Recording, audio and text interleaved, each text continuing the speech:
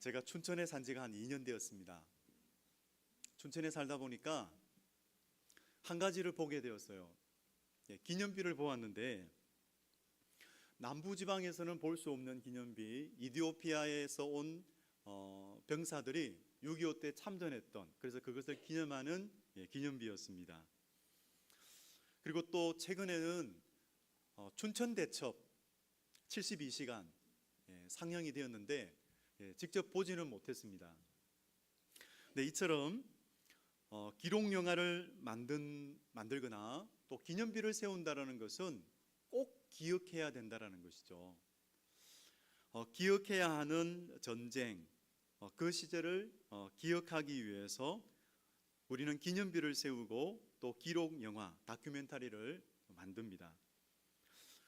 누구는 이렇게 말해요. 그 72시간이 없었더라면 인천 상륙작전이 없었을 것이다 라는 그런 의견을 내시는 분도 있었습니다. 참 대한민국의 판도가 바뀌어지는 그런 참 중요한 그런 전쟁이었다, 그렇게 보는 분이 계십니다. 우리는 그렇게 기념비를 세우고 또 기록 영화를 만들어서 그들의 이 숭고한 희생을 기억하고 또 감사를 표합니다. 근데 오늘 본문을 보면 그런 기념비 이야기가 나오고 있어요. 출애굽 1세대 광야 시절 40년 동안 광야를 걸으면서 그들은 세상을 떠납니다.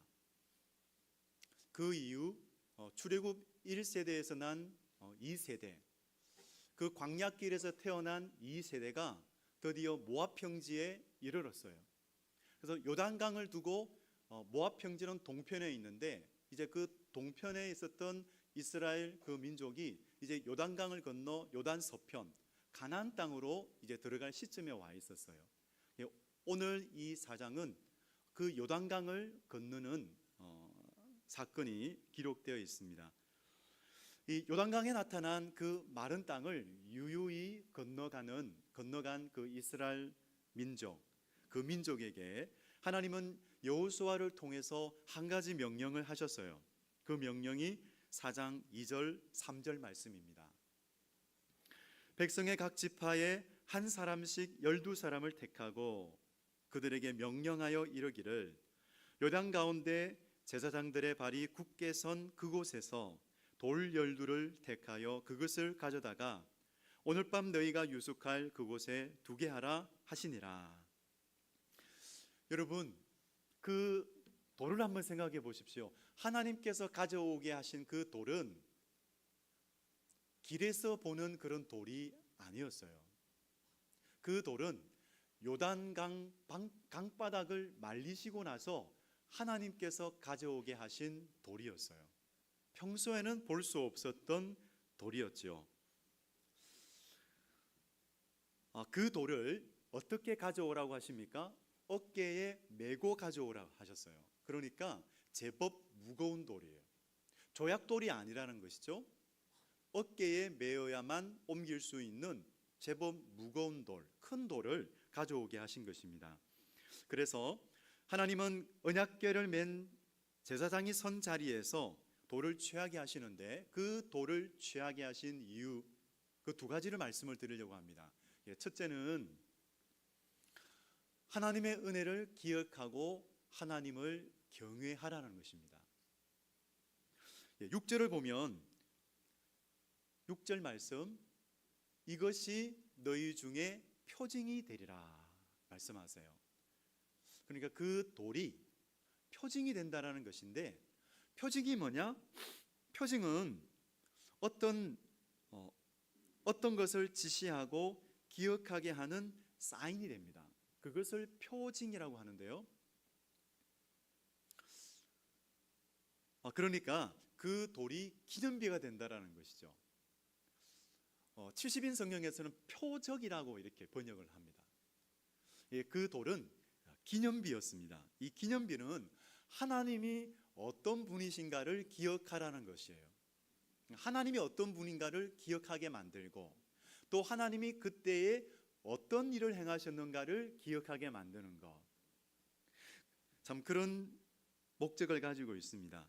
그래서 현실의 삶에서 하나님을 경외하라. 그 이스라엘 민족에게 가나안 땅을 들어갔을 때 그 어떤 전쟁이 벌어진다 하더라도, 그 어떤 일이 일어난다 할지라도 하나님을 경외하면 그 모든 시간 속에서 승리하며 살 수 있다라는 것을 알려주시는 것이죠. 그래서 무엇보다도 불가능한 일을 이루셨음을 기억하게 하려는 것입니다. 오직 하나님께서 하셨다, 이 모든 것을 하나님이 하셨다, 이것을 기억하게 하려고 이 기념비를 세우게 하셨던 것입니다. 그렇다면 성도 여러분, 여러분의 인생에서 그 요단강을 건넜던 시간들은 언제였나요? 정말 내 힘으로는 도저히 감당할 수 없었는데 하나님께서 도우시지 않았다면, 하나님께서 은혜 베풀어 주시지 않았다면 도저히 건너갈 수 없었던 그런 시간들, 그 시절들, 여러분 그때가 언제입니까? 그리고 그곳, 그 자리는 어디였나요? 정말 하나님이 주시는 은혜와 힘으로 그 시간들을 통과해 가셨죠. 그래서 언제든지 하나님께서는 그 요단강 같은, 그 요단강을 건너게 하시면은 우리에게 기념비를 세우게 하십니다. 그때를 생각하면 어떻습니까? 눈물을 흘리면서 하나님의 은혜를 구하면서 건넜던 그 강이었죠. 그런 인생의 시간들이었습니다. 근데 오늘 여호수아가 백성에게 가져온 그 돌 12개를 세우게 했던 장소가 어디냐 하면 길갈입니다. 그 내용이 19절 20절 말씀에 나와요. 첫째 달 10일에 백성이 요단에서 올라와 여리고 동쪽 경계 길갈에 진침해 여호수아가 요단에서 가져온 그 12돌을 길갈에 세우고, 여호수아는 그 12돌을, 그 기념비를 길갈에 세웠습니다. 그런데 하나님께서는 이 기념비를 어디다 세우실까요? 여러분이 만일 기념비를 세우셨다면 그 기념비가 어디에 서 있습니까? 여러분의 집에 서 있으신가요? 아니면 어디에 서 있으신가요? 하나님께서는 그 기념비를 우리의 마음에 세우십니다. 그렇게 신비를 세우시는 분이 우리 하나님이세요. 그래서 그 길갈은 우리의 마음이 되는 거죠. 사도 바울이 고린도후서 3장 3절에서 이렇게 말했습니다. 너희는 우리로 말미암아 나타난 그리스도의 편지니 이는 먹으로 쓴 것이 아니요 오직 살아계신 하나님의 영으로 쓴 것이며 또 돌판에 쓴 것이 아니라 오직 육의 마음판에 쓴 것이라. 그렇습니다. 우리 하나님은 우리 마음판에 세우십니다. 마음판에 쓰세요. 성령을 통해서 쓰세요. 제 마음판에 새겨진 말씀이 있어요. 요단강 같은 강을 건너면서 하나님께서 제 마음판에 아주 뚜렷하게 세워주신 말씀이 있어요. 그 말씀이 수고하고 무거운 짐진 자들아 다 내게로 오라. 그 말씀입니다. 참 추억 같은 시간입니다. 그때를 돌아보면 재수 학원 생활을 할 때 참 추억 같은 시간이 되었어요. 그 시간에 청년부 수련회를 가서 기도하는 시간에 하나님께서 불같이 저에게 주셨던 그 말씀이 수고하고 무거운 짐진 자들아 다 내게로 오라, 이 말씀이었어요. 참 제 인생의 요단강을 건너면서 저를 다시 일으켜 세워주셨던 말씀이었습니다. 나를 포기하지 아니하시고 나를 붙드시는 하나님의 은혜와 긍휼이 나타났던 그 시간에 주셨던 말씀이에요. 그런데 그 말씀이 그냥 그때로 끝나지 않았어요. 계속해서 그 말씀을 듣게 하시더라고요. 제가 청년 시절에, 대학 시절에 이제 교회를 그 세종문화회관 근처에 있는 내수동 교회를 다니게 되었습니다. 하나님께서 그쪽으로 또 인도를 해주셨어요. 그 교회를 목양하셨던 분은 박이천 목사님이십니다. 그 박이천 목사님이 예배를 시작하시기 전에 꼭 이 말씀을 선포하셨어요. 수고하고 무거운 짐진 자들아 다 내게로 오라. 이 말씀을 계속해서 듣게 하셨습니다. 그래서 그 말씀을 들을 때마다 내 인생에 주셨던 그 말씀을 또 기억하고 그 은혜를 또 기억하고 그 감격을 새롭게 또 깨닫는 그런 시간들을 누렸습니다. 성도 여러분, 여러분의 마음 가운데 세워진 기념비, 그 기념비에 새겨진 하나님의 말씀은 무엇입니까? 여러분, 그 말씀을 잊지 마시기 바랍니다. 그 말씀을 기억할 때 우리는 계속해서 믿음으로 살아갈 수가 있어요. 정말 나의 연약함과 부족함에도 불구하고 나 같은 죄인을 사랑하시고 구원해 주신 하나님의 은혜를 기억하게 만드는 그 기념비. 여러분, 그 기념비로 말미암아 우리는 하나님을 잊어버릴 때 다시금 그 기념비로 말미암아 우리는 하나님의 은혜를 기억하게 해요. 그래서 그 하나님의 은혜로 말미암아서 하나님의 살아계심을 다시 기억하면서 이 신실하신 하나님, 변치 아니하시는 하나님, 우리와 함께 하시는 하나님과 늘 동행하는 2025년도가 되시기를 바랍니다. 아멘. 그래서 오늘 다시 한번 이 길갈을 한번 주목해 보시기 바랍니다. 이 길갈은 굴러가다라는 뜻을 가진 갈랄, 여기에서 파생된 말이에요. 그래서 길갈은 애굽의 수치에서 굴러가게 했다라는 의미가 있어요.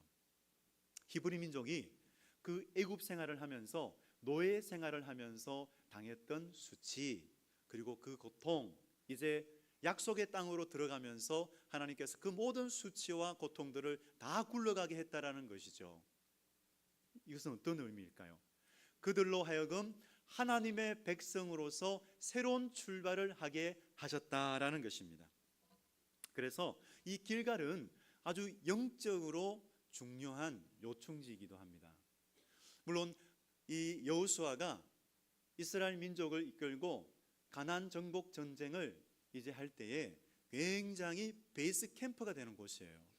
전략적인 요충지가 되는 곳이 이 길갈인데 그뿐만이 아니에요. 영적으로도 요충지가 되는 곳이 바로 이 길갈이었습니다. 그렇게 하나님의 백성으로 출발하게 한 곳, 그리고 하나님의 신실하심을 늘 새롭게 하면서 고백하는 곳, 바로 그곳이 길갈이에요. 참 그렇다면 우리 성도 여러분들의 길갈은 어디입니까? 성도 여러분들의 그 길갈, 그 기념비가 세워진 그 길갈을 다시 한번 생각해 보시기 바랍니다. 그 길갈은 우리의 수치를 굴러가게 하신 예수 그리스도이십니다. 그리고 십자가, 여러분 십자가입니다. 십자가에서 죽으시고 부활 승리하신 예수 그리스도, 바로 그곳이 우리의 길갈이에요. 이 십자가의 도는 믿는 자에게 구원을 주시는 하나님의 능력입니다. 그 누구도 죄인을 구원할 수 없었어요. 여러분, 그 누구도, 이 자리에 있는 그 누구도, 이 자리에 있는 우리 한 사람 한 사람, 저와 여러분을 누가 구원하시겠어요? 아무도 구원할 수 없었어요. 그 어떤 사람도, 대통령도, 그 어떤 재력가도, 이 세상에 그 어떤 사람도 우리를 구원해 줄 수 있는 사람은 아무도 없었습니다. 오직 누구요? 오직 하나님의 아들 예수 그리스도만이 우리를 죄에서 구원해 주셨습니다. 그래서 모든 사람이 죄를 범하였음에 하나님의 영광에 이르지 못하더니, 하지만 예수 그리스도의 그 구속으로 말미암아서 우리는 구원받아 하나님의 자녀가 되었습니다. 정말 불가능한 일을 이루신 분이 우리 하나님이시죠. 구원받은 우리들 다 하나님의 은혜 가운데 구원받은 우리들은 이 땅을 살아갈 때에 승승장구하기를 원해요. 그죠? 다 승승장구하기를 원해요. 다 형통한 삶을 살기를 원해요. 그런데 우리 그리스도인의 그 형통의 개념은 달라요.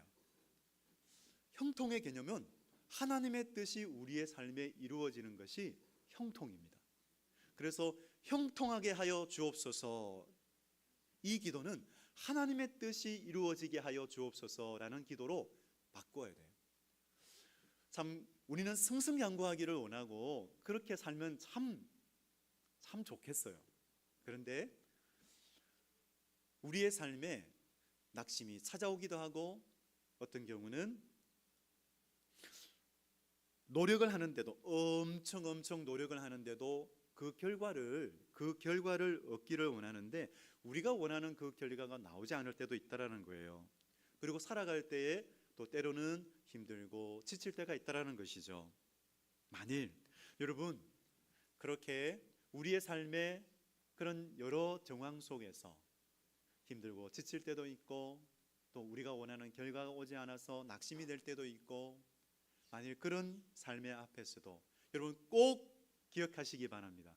그때마다 우리의 길갈 되시는 예수 그리스도를 찾으시기 바랍니다.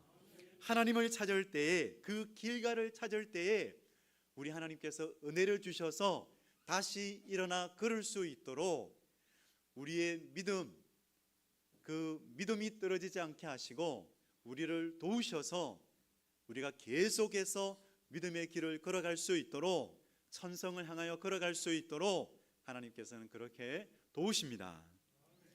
여러분, 변치 않는 하나님의 사랑, 그 사랑이 나타난 곳, 그 사랑을 발견하는 곳이 바로 우리 십자가이죠.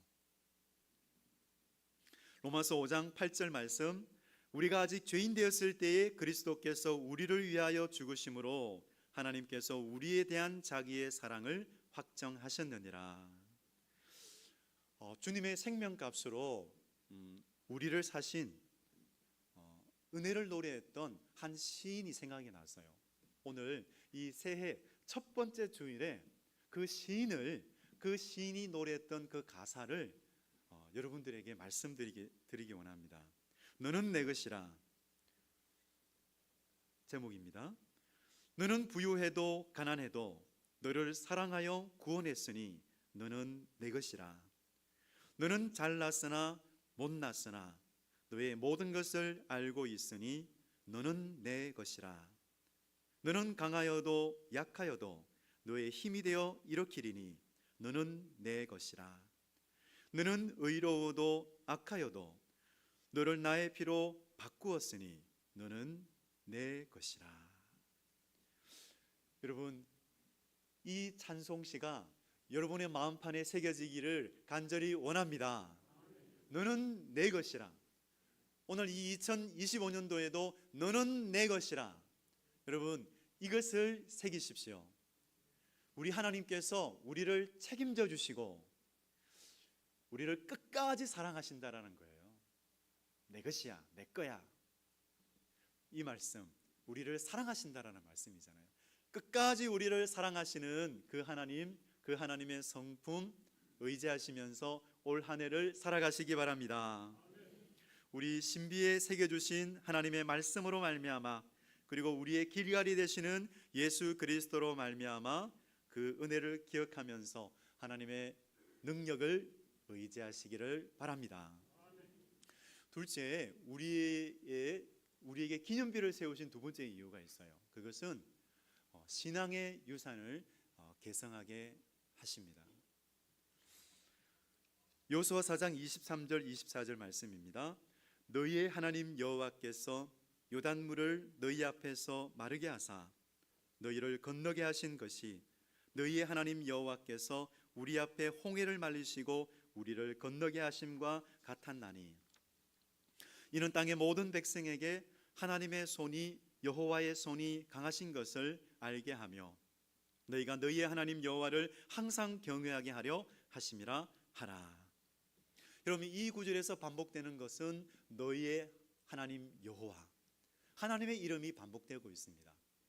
무슨 의미가 있냐면 사건, 모든 삶의 고비고비마다 하나님께서 행하셨다라는 것을 강조하고 있죠. 그러니까 이스라엘로 하여금 하나님의 능력과 인도하심 덕분에 그들이 가나안 땅을 차지하고 하나님과 동행하는 삶을 살게 되었다, 가능하게 되었다. 그것을 고백하는 것입니다.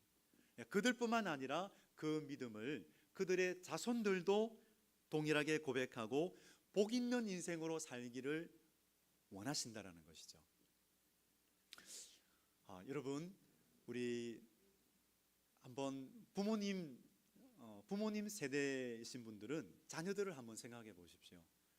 우리 부모들은 자녀들과 같이 있으면서 계속 그들과 영원히 함께 하고 싶은, 그러니까 계속 그들과 함께 하고 싶은 마음이 있지만 사실 그렇지 못합니다. 우리가 영원토록 자녀들과 함께 있을 수 없다라는 것이죠. 언젠가는 이 세상을 떠날 수밖에 없다라는 것이죠. 참 부모 세대에게도 인생의 겨울, 그 추운 겨울이 찾아왔던 것처럼 자녀들의 인생에도 그런 추운 겨울이 찾아올 수 있어요. 참 이 지구상에 있는 모든 사람들에게 참 그런 추운 겨울, 인생의 겨울이 찾아온다라는 것입니다. 그래서 그런 광야와도 같은 세상에서 우리 부모 세대가 물려줘야 할 것이 있다면 무엇일까요? 바로 믿음의 유산입니다. 믿음의 유산. 이 혹독한 현실 앞에서도 하나님을 의지하고 하나님의 은혜를 경험했던 그 믿음의 삶, 그 믿음의 삶을 자녀들에게 물려주시기 바랍니다. 참 우리 가정 생활을 하다 보니까 좀 조심해야 될 부분들이 좀 있었어요. 그러니까 우리의 말과 행동을 좀 조심해야 될 필요가 있더라고요. 왜냐하면 자녀들이 안 듣는 것 같은데 다 듣고 있더라는 거예요. 부모님의 말을 다 듣고 있고 다 보고 있다라는 거예요. 그래서 그 말, 그 행동을 자녀들이 다 이렇게 습득하고 있다라는 거예요. 참 그랬습니다.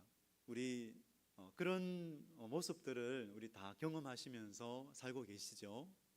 그래서 여러분, 우리의 말과 행동이 하나님 앞에서 하는 말과 행동이 되어지기를 원합니다.